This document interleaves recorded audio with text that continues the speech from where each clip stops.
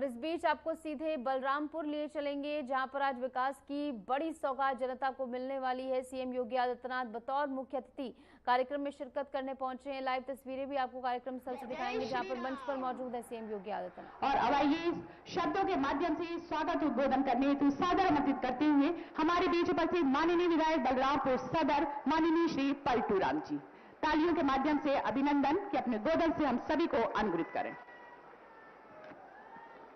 मां पाटेश्वरी की पावन धरा पर जनपद बलरामपुर के घोघुलपुर में नवनिर्मित राजकीय पॉलिटेक्निक सहित जनपद की लगभग 1000 करोड़ रुपए की विकास परियोजनाओं के कार्यक्रम के शुभारंभ के मुख्य अतिथि गोरक्ष पीठाधीश्वर उत्तर प्रदेश के यशस्वी मुख्यमंत्री परम पूज्य योगी महाराज जी का मैं बलरामपुर के जनपद के तरफ से आपका बहुत बहुत हार्दिक अभिनंदन और वंदन करता हूं। पूज्य महाराज जी, आपको अवगत कराना चाहता हूं कि ये जनपद बलरामपुर का गठन 1997 में तत्कालीन सरकार ने किया था, लेकिन 2017 तक इस जनपद में विकास की किरणें दूर दूर तक नहीं पहुंची थी। पूज्य महाराज जी, जब आपके तो मंच पर सीएम योगी आदित्यनाथ मौजूद रहे, जहां पर आज एक बड़ी सौगात प्रदेशवासियों को मिलने जा रही है। 124 विकास परियोजनाओं का लोकार्पण सीएम योगी आदित्यनाथ के हाथों यहां पर होना है और इसी के जरिए विकास को नए पंख मिलते हुए नजर आएंगे। फिलहाल इस कार्यक्रम में सीएम योगी आदित्यनाथ क्या कुछ कह रहे हैं, वो भी जरा सुनिए। बाईं और दाईं तरफ शिलापटों से अनावरण धीरे धीरे हटता हुआ, और एक बार जोरदार तालियां इस उपहार के लिए दिल की गहराइयों से बहुत बहुत धन्यवाद, आभार प्रकट करते हुए यशस्वी माननीय मुख्यमंत्री जी का। और इसी के साथ साथ विभिन्न भागों से जुड़ी हुई जन कल्याणकारी योजनाओं के तहत वितरण सामग्री प्रदान करने के लिए एक बार पुनः सादर आमंत्रित करते हुए सम्मान अनुरोध करते हुए यशस्वी माननीय मुख्यमंत्री जी से कि अपने कर कमलों से हमारे लाभार्थियों को वितरण सामग्री प्रदान करने की कृपा करें। सर्वप्रथम पंचायती राज विभाग पंचायत कल्याण कोष योजना के तहत श्री देशराज तिवारी, आपको 10 लाख रुपए की धनराशि का डेमो चेक देकर सम्मानित किया जाता है। एक बार जोरदार तालियां हमारे लाभार्थियों के लिए। उद्योग विभाग सीएम युवा योजना के तहत श्रीमती कांति देवी, आपको 2,33,000 रुपए का की धनराशि का डेमो चेक देकर सम्मानित किया जाता है। जोरदार तालियां लाभार्थियों के लिए। और इसी के साथ ग्राम विकास विभाग NRLM श्रीमती रीमा पांडे जी, आपको 1,30,000 रुपए की धनराशि का डेमो चेक देकर सम्मानित किया जाता है सभी लाभार्थियों के लिए। और ग्राम विकास विभाग मुख्यमंत्री आवास योजना ग्रामीण के तहत श्रीमती शांति देवी को आपको आवास की चाबी प्रदान की जाती है और 1,20,000 रुपए आपके खाते में पहुंच चुके हैं। और आज आपको आपके गृह प्रवेश हेतु आवास की चाबी श्रीमती शांति। एक बार जोरदार तालियां सभी लाभार्थियों के लिए।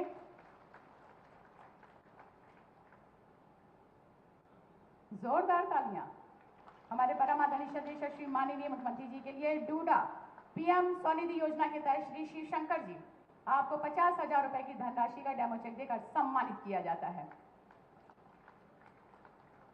राजस्व विभाग के तहत मुख्यमंत्री आपदा राहत योजना के तहत श्रीमती बिट्टा, आपको 4 लाख रुपए।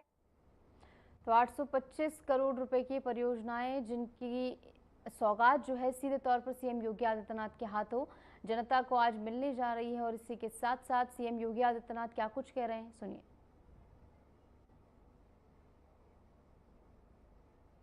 तो सीएम योगी आदित्यनाथ फिलहाल मंच पर मौजूद हैं, कुछ ही देर में संबोधन देते हुए नजर आएंगे और अपने संबोधन में क्या कुछ कह। मां पाटेश्वरी के श्री चरणों में नमन करते हुए आप सभी का मैं हृदय से अभिनंदन करता हूं। ये मेरा सौभाग्य है कि नवरात्रि के अवसर पर इन कार्यों के बहाने मुझे मां पाटेश्वरी के दरबार में शीश नवाने का अवसर प्राप्त हुआ है। मैं कल से ही बहराइच, श्रावस्ती और बलरामपुर जनपदों के विभिन्न कार्यक्रमों में भागीदार बनने के लिए कल दोपहर से ही इस कमिश्नरी के अंदर अलग अलग जनपदों के कार्यक्रमों में भागीदार बन रहा हूं। ये मेरा सौभाग्य है कि शारदीय नवरात्रि और विजयादशमी के पूर्व जनपद बलरामपुर वासियों को ये 825 करोड़ रुपए की उपहार ये भारतीय जनता पार्टी की डबल इंजन सरकार के द्वारा प्रदान किया जा रहा है। ये 825 करोड़ का उपहार यहां के जनप्रतिनिधियों के प्रयास, जनता की आकांक्षा के अनुरूप जनपद बलरामपुर को भी विकास की मुख्य धारा के साथ जोड़ने और जनपद बलरामपुर भी एक विकसित जनपद के रूप में अपने आप को स्थापित कर सके, इन भावनाओं के साथ ये सभी उपहार विकास की परियोजनाओं के माध्यम से आज आपको उपलब्ध करवाए जा रहे हैं। मैं इन सभी परियोजनाओं के लिए बलरामपुर वासियों को हृदय से बधाई देता हूं और बलरामपुर वासियों के कुशल और मंगलमय जीवन के लिए मां पाटेश्वरी से प्रार्थना करता हूं। बहन और भाइयों, हमारा बलरामपुर जनपद भारत और नेपाल के सीमावर्ती क्षेत्र में स्थित है। बलरामपुर जनपद मां पाटेश्वरी का पावन धाम है। बलरामपुर जनपद बलरामपुर स्टेट के द्वारा किए गए अनेक रचनात्मक कार्यों का साक्षी है।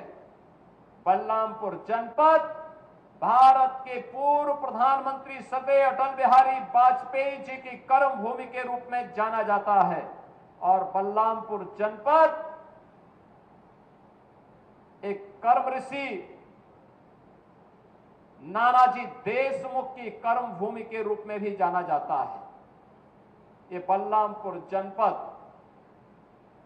97 से लेकर के 2017 तक उपेक्षा का दंश झेल रहा था।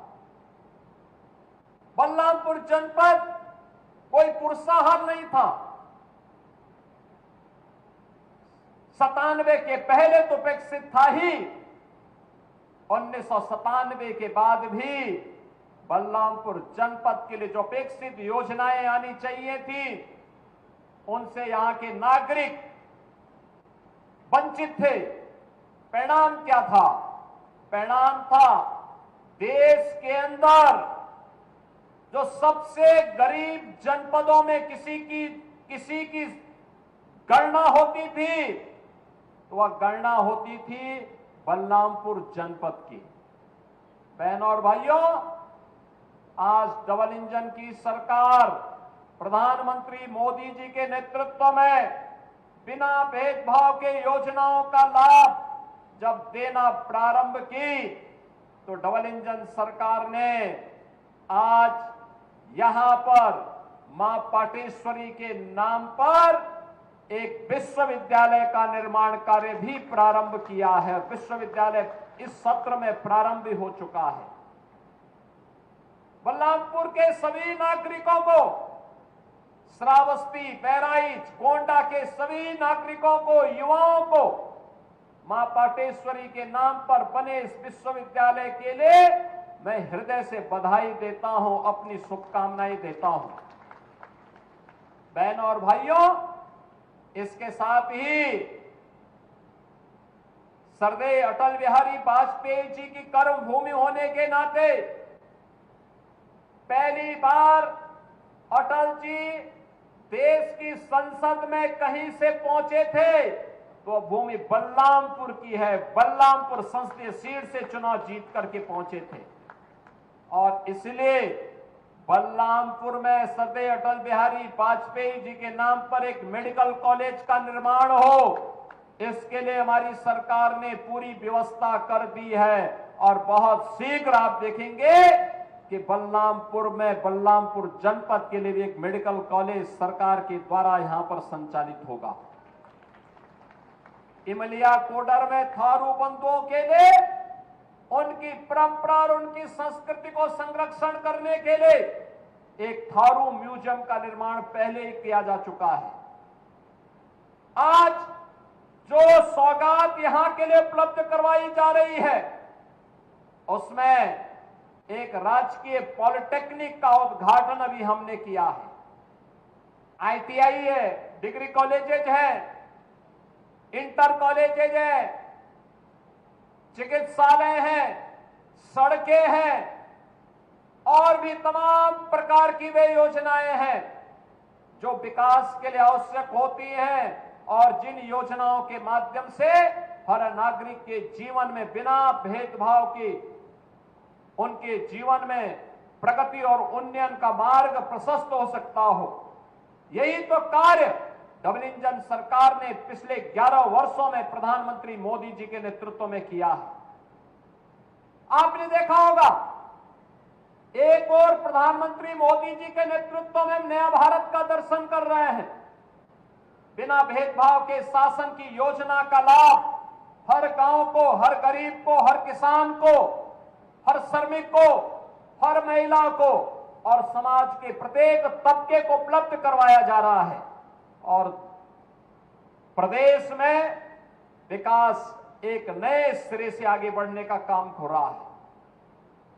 एक तरफ बिना भेदभाव के कल्याणकारी योजनाओं का लाभ हर गरीब के पास उसके सिर को ढकने के लिए छत हो, हर गांव की बेहतर कनेक्टिविटी हो, हर घर में शुद्ध पेयजल हो, हर परिवार के पास उज्ज्वला योजना का कनेक्शन हो, हर गरीब के पास राशन कार्ड हो, हर गरीब के पास आयुष्मान का कार्ड भी उपचार के लिए हो।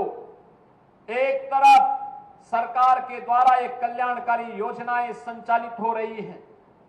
युवाओं के लिए पढ़ने के लिए वर्ल्ड क्लास इंफ्रास्ट्रक्चर के साथ पीएम श्री कंपोजिट विद्यालय, मुख्यमंत्री अभ्युदय विद्यालय के साथ साथ इंटर कॉलेजेस को प्रोजेक्ट अलंकार के अंतर्गत सुंदरीकरण और उनके नवनिर्माण की कार्रवाई के साथ जोड़ा जा रहा है।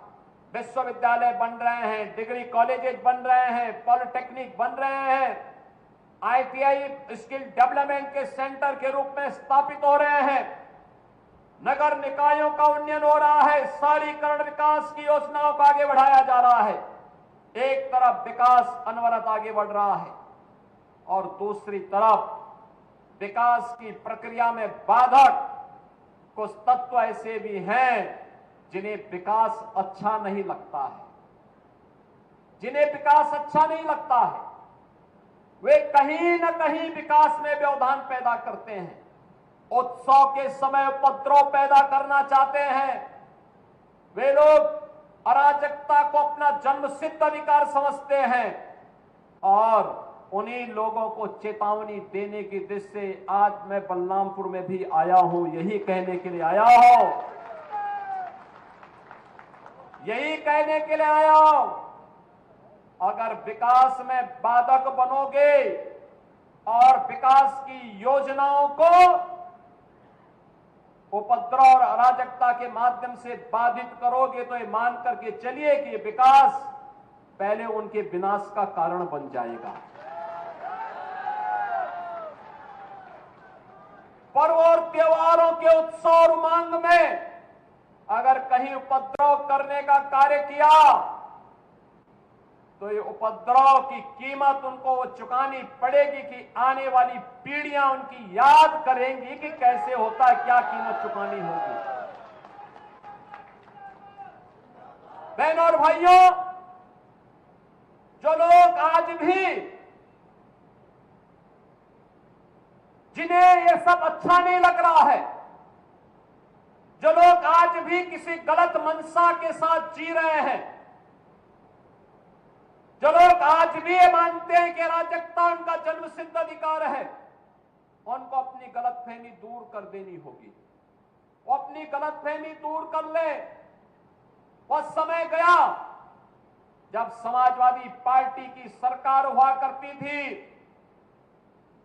कांग्रेस की सरकारें हुआ करती थी, ये लोग दंगा करवाते थे, आगजनी करवाते थे, बेटी की सुरक्षा में सेंध लगाते थे, व्यापारी के प्रतिष्ठानों पर आग लगाते थे और सरकार इनका आवभगत करती थी। वह समय अब चला गया है।